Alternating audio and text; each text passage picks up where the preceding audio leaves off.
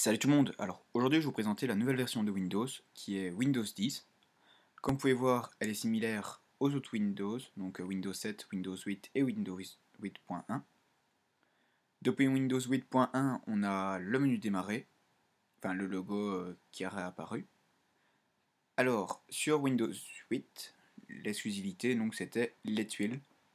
Alors ici avec Windows 10, Microsoft est venu remettre les tuiles dans le menu démarrer. Franchement, je trouve ça plutôt pratique, plutôt que un affichage, enfin, mettre ça, un affichage que de tuiles. Comme vous pouvez voir, vous pouvez déplacer les tuiles comme bon vous semble, agrandir aussi l'espace là, donc l'ajuster comme vous voulez. Donc ça, c'est l'une des nouveautés. Je ne sais pas. Alors, ici on peut voir qu'on a une petite loupe pour rechercher. Pour faire des recherches sur l'ordinateur. Et l'une des nouveautés de Windows 10, c'est comme sur macOS, donc pouvoir gérer plusieurs bureaux à la fois.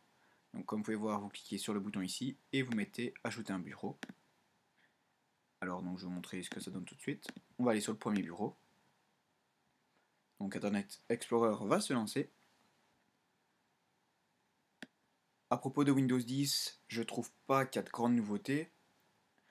Windows 10 est en quelque sorte une mise à jour, comme le passage de Windows 8 à Windows 8.1.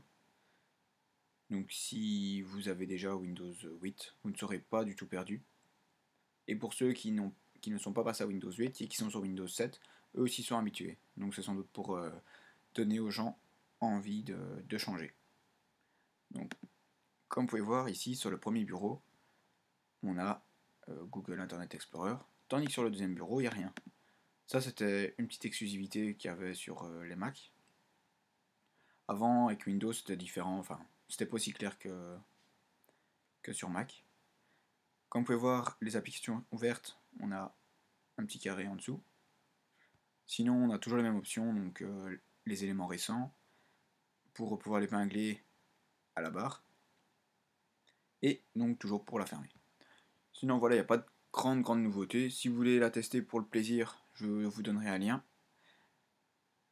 Cette bêta, elle est en anglais, donc pas disponible en français, et il faut surtout pas l'installer il faut surtout pas passer de Windows 8 8.1 à Windows 10. Donc je vous conseille de mettre une machine virtuelle si vous voulez la tester. Parce que sinon, pour revenir en arrière, ça demande d'autres manipulations et ça serait un peu dommage de les faire. Donc moi personnellement, j'utilise pareil le desktop sur mon Mac. Youp. Ouais. Moi je suis sur Mac et au moins j'affecte pas mes fichiers. Et donc voilà, donc si vous avez des questions ou autres, vous pouvez les mettre dans les commentaires et je vous répondrai au plus vite comme d'habitude.